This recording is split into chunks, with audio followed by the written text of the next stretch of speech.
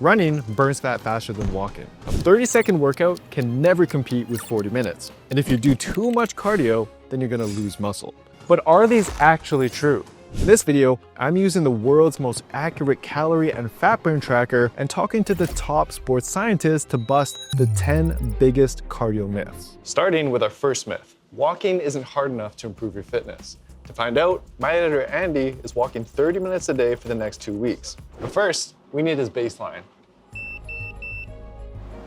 We're running 2 before and after tests to see if walking improves Andy's fitness. The first one is a VO2 max test. You basically push your body as hard and as long as possible until you physically can't go anymore. Keep going, Andy, keep going, push, push, push, push. Many scientists consider this score to be one of the strongest predictors of how fit you are and even how long you'll live. Now, the highest scores ever recorded, they come from elite cyclists, cross-country skiers, and Olympic level triathletes. Andy is not one of those people. He averages less than 3,000 steps a day, giving him a day 1 VO2 max score of 34, which puts him below average for his age. But we also want to measure if his heart improves under normal, less intense conditions, which is why we're also running what's called a submaximal test. But Andy isn't our only guinea pig.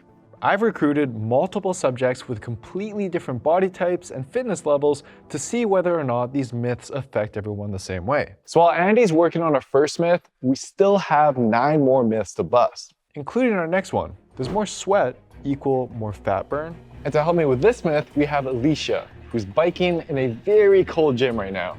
And using our metabolic cart, we're gonna be able to track every calorie burned and also her fat burn. And once her 10 minutes are up, she's gonna take a break for her heart rate to return back to baseline, while we turn up the heat. Then we're gonna find out if she actually burns more calories and fat cycling for the same time at the same pace, only this time in a hot, high sweat environment. Do you think you're gonna burn more calories in the hotter environment, dripping sweat? Yeah, I think so, because I'll be sweating a lot more for sure. And we're gonna go exact same speed with the same resistance, and I want you to maintain 37. And now cycling in the warmer environment, Alicia is already breaking a sweat just after 6 minutes. But here is the surprising part. Fitter people, they actually start sweating sooner. Their bodies get better at cooling itself. It activates sweating earlier and in greater capacity so you can sustain harder efforts without overheating. All right, keep the pace up, keep the pace up. But all that extra sweat would only improve her fat loss if it's also causing her body to burn more calories. 3, 2, 1, good job. After just 10 minutes of cycling in the heat, Alicia literally had sweat dripping on the floor. Was this harder? Yeah. Last time you said, what, 7.5? Yeah. What was the difficulty this time? Like a 9. 9. Do you think you burned a lot more calories in this one? Yeah, Yeah, for sure. Definitely? Well, we are about to find out. Okay, so in the cool workout, Alicia burned 131 calories at an average heart rate of 150 beats per minute.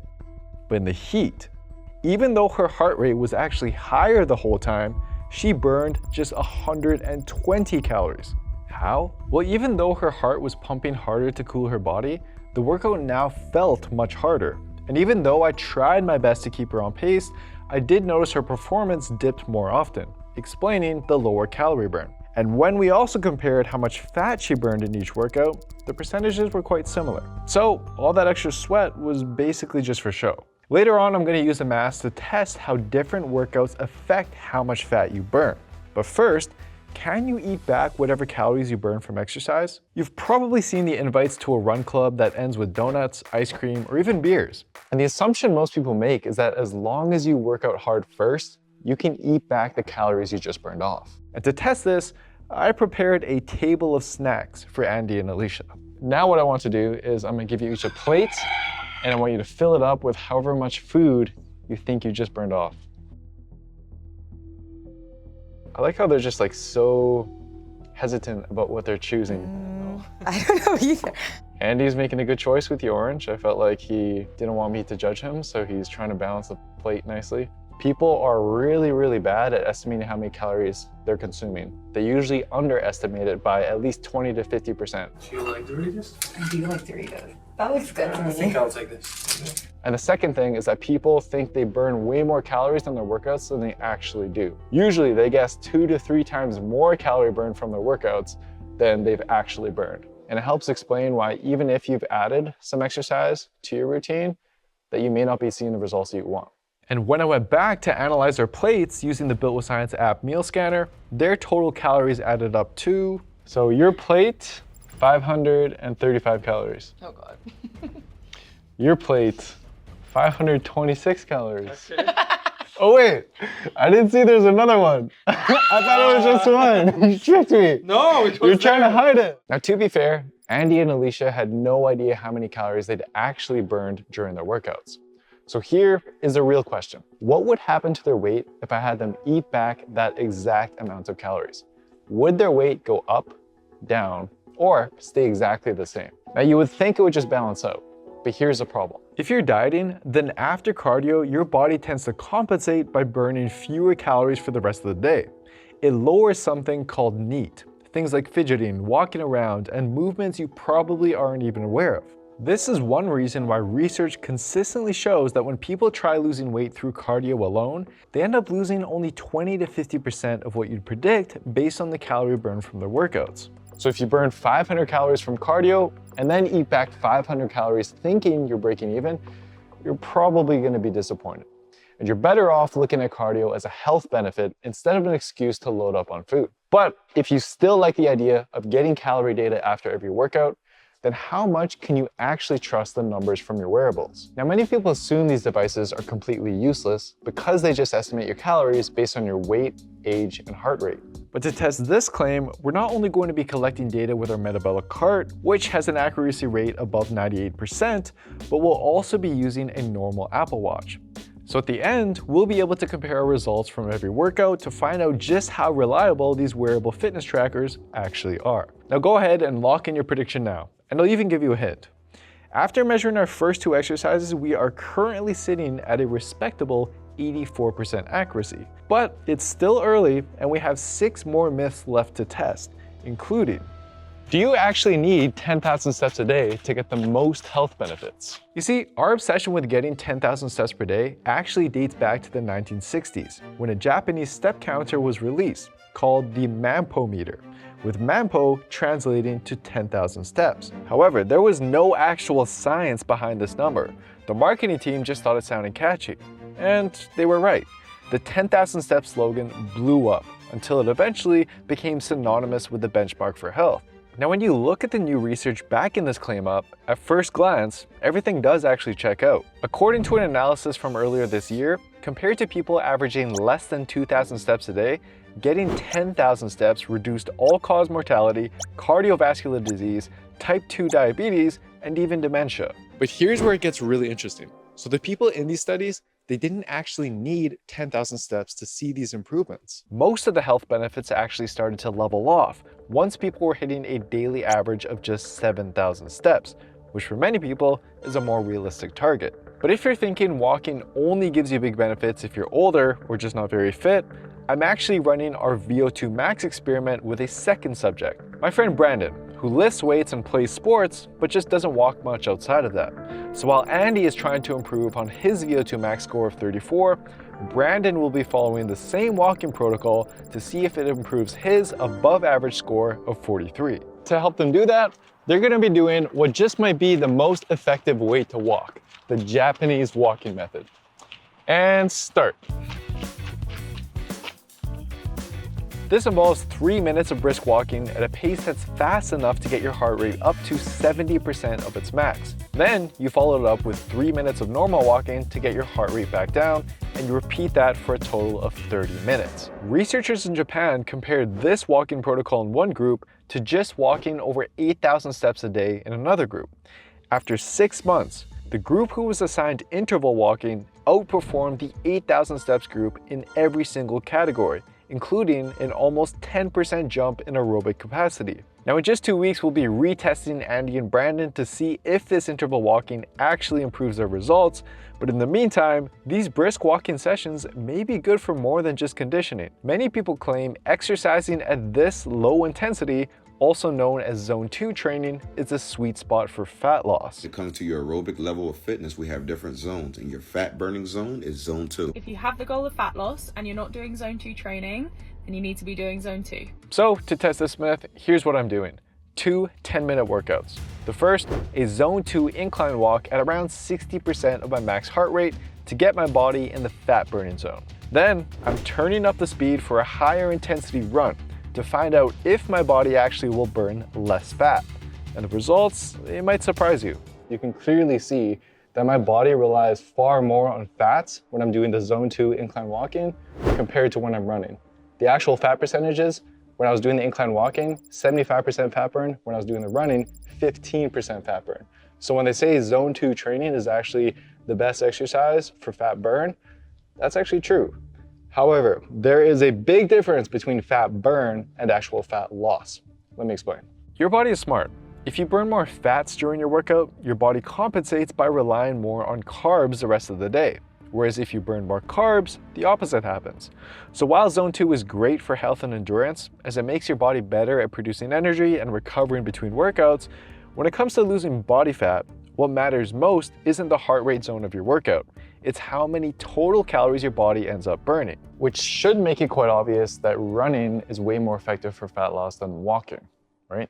To test this claim, I sent Dennis out with our calorie tracker and asked him to walk for a mile, take a break, and then run for a mile. Now, Dennis and I may have different definitions about the word run, but while his slow jog was still burning more calories per minute than his walking, when I tallied up the total results, I was not expecting both workouts to burn almost the exact same amount of calories, around 150 each. But when I reviewed Dennis's footage, things started to make sense. So I reverse engineered his pace based on how long each mile took him. His walk came out to 3.2 miles per hour, which for a guy his height is actually a very brisk walk. Honestly, it would make him the perfect walking coach for Andy and Brandon. But his run was only 4.6 miles per hour. And if you've ever tried walking faster and faster, you know there's a point where jogging actually feels easier than continuing to walk. And that borderline is important because while yes, Dennis still burned more calories per minute while jogging, the difference wasn't actually that big. And so to confirm this, I tested the same experiment with my wife Tawny, using a treadmill to control for speed. She burned 98 calories, matching Dennis's walking speed, but when jogging at 6.2 miles per hour, her calorie burn jumped up to 110, which is fairly consistent with most of the research.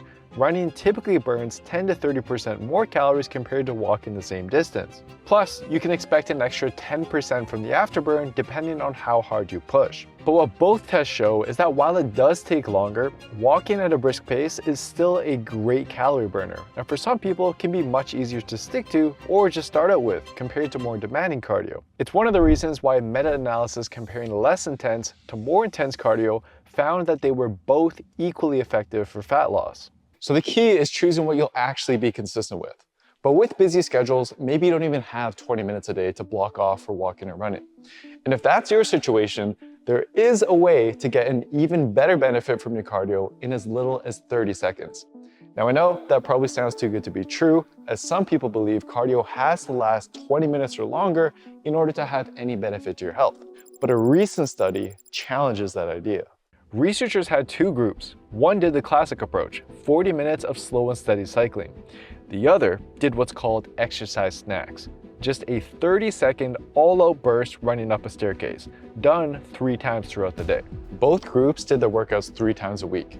After 6 weeks of this, the long cardio group didn't significantly improve their VO2 max, but the stair sprints group, who trained for just 90 seconds total each day, they improved their VO2 max by 7%.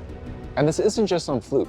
Study after study shows these short exercise snacks can improve nearly every marker of fitness. Now, depending on your fitness level, this could be 30-second sprints using stairs or the Stairmaster, 20 bodyweight squats, 15 burpees, a minute of fast jogging. The key is pushing hard enough to spike your heart rate and doing this multiple times to break long periods of sitting. Now, to be clear, longer, slower sessions are still extremely beneficial for your health in other ways. But if you're tight on time, this is a powerful workaround. But with just 2 myths left before Andy and Brandon's retest, it's time to bust our next myth. is cardio the best exercise for fat loss? So to find out, I first tracked my calorie burn during my main form of exercise, strength training.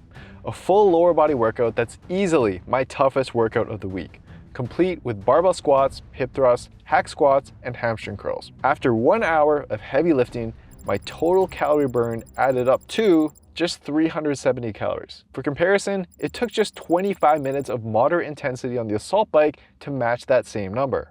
Now you might be surprised, but that's because lifting weights involves short bursts of effort, followed by rest periods where your heart rate drops back down. Whereas on the assault bike, I'm giving consistent effort, which keeps my heart rate high the entire time, which helps explain why a meta-analysis from earlier this year found that those who stuck to cardio for 10 weeks or more lost more total weight and slightly more fat compared to subjects who were only strength training. But here's where it gets complicated. If you're relying on cardio alone for fat loss, only 50 to 75% of the weight you lose typically comes from fat, as your body taps into muscle to use for energy. And muscle loss has been shown to be correlated with higher hunger and a higher likelihood you'll eventually regain any fat that you do lose. Strength training, it fixes that by giving your body a reason to hold on to muscle, so that almost all the weight you lose comes from fat. And in some cases, you could even get a similar result to my brother-in-law, Dayton, who followed his workouts and diet plan made by my Built with Science Plus app and lost 19 pounds, but also gained 6.8 pounds of lean mass in the process, which means he actually lost 26 pounds of pure fat in just 150 days. Now, if he had instead relied on cardio alone, while he may have lost a similar amount of weight, without the muscle gain, his transformation would have looked completely different. So no, cardio alone isn't the best exercise for fat loss. It strengthens your heart and it does burn more calories, but you need to pair it with strength training for the best long-term results. But what would have happened if I doubled or even tripled how much cardio Dayton was doing? Would all that extra cardio lead to muscle loss even if he was still strength training? To help me answer that question, I brought in an expert. Touchdown! That gives the Texans the lead. I would say that, our guys are on their feet in terms of practice 6 to 8 hours a week, somewhere between 6 to 7 miles of distance covered in a practice week. That's Dr. Mark Lewis, the Director of Applied Sports Science for the Houston Texans, where he's working daily with athletes who do more cardio than any gym bro you'll ever meet, yet still manage to be incredibly jacked. I've seen 650-pound squatters, like with a good full range of motion squat, 400 plus bench presses. I've seen 350-pound incline press. What's crazy is that in most of those situations, we actually didn't let them go to what their true max was, just for safety reasons. Now I know NFL players are a bit of an outlier compared to most lifters, plus they have a team of specialists helping them manage nutrition and recovery. So what would happen to an average lifter who ramps up his cardio to 4 to 5 sessions per week? I don't think is anything that's going to move you in an opposite direction. In fact, I think it would put you in a better place from a muscular development standpoint. I think it would help your work capacity in the gym. It would help your body composition. It would help you recover between your strength training bouts. Ultimately, it's going to help you put on strength, help you gain lean muscle mass. In fact, one group of researchers were so convinced certain cardio methods could help gain rather than hurt it, that they took subjects who were already fit and had them perform 45 minutes of single leg cycling, followed by both legs completing the same strength workout. The results? The cycling leg grew almost twice as much, with a lot of that growth coming from type 1 endurance fibers, which may respond better to low resistance, high rep work. But the researchers also think that the cardio itself improved the muscle's blood flow and nutrient delivery, which might explain why the quads of many professional cyclists are absolutely massive. Now there is a point where doing too much cardio can actually cause muscle loss, but there's 2 key things you can do to prevent that. Try to have strength training first, and then do the aerobic. If you can separate them, I think that's ideal. And I would say separate them by around 6 hours in a perfect world. So if you do a really long run that's like 90 minutes, 2 hours, you got to have protein after that, but you also got to make sure you got a good intake of carbohydrates as well. Probably somewhere between 1.5 grams to 2 grams of carbohydrates per kilogram of body mass. And general rule of thumb is most people that worry about this stuff don't really need to worry about it, because they're so far beneath a threshold of having to balance these things strategically for it to actually manage or matter. So with no reason to fear cardio impacting your gains, it's time to retest Andy and Brandon to see if their 2 weeks of walking made any improvements to their fitness. I never felt such in like bad condition as now before I started doing workout. And I hope today my results will be better and I'll get to a better point. Yeah. And we'll be starting out with their submax test first, followed by their VO2 max. So while they're completing test 1, I did have a chance to add up the remaining data from our Apple Watch test, and let's just say the results were not what I was expecting. The data we got was all over the map, with different exercises where the Apple Watch would underreport, others where it would overreport, and a few workouts where it actually seemed like the data was bang on, adding up to an average accuracy coming in at 79%, which is honestly a little bit higher than I was expecting. So I'm not gonna say that it's completely useless, but given the range of estimates that we did get, I don't think you should rely on it for anything more serious than just having interesting rough data. And that is why for Brandon and Andy's final tests, we're relying on the most reliable equipment available for testing. How are you doing now? Scared. All right, 3, 2, 1, go. On his first test, Andy was only able to make it 9 minutes and 36 seconds before he had to tap out. This time, when we hit the 9-minute mark, he was still going strong. You've got it. Over 9 minutes gone now. 10 minutes. Well done. Good job. 10:20. Andy ran almost a full minute longer than he did in his first test. But how much did that actually improve his score? 34.9. So a modest improvement. A little bit. A little bit. Now, while that may not sound like much, that's a 3.5% increase. And for context, VO2 max usually declines by about 1% per year after your mid-20s. So if Andy chose to do nothing, then by age 65, his score could go down to as low as 22, which means he'd struggle with simple things like going up the stairs or getting groceries.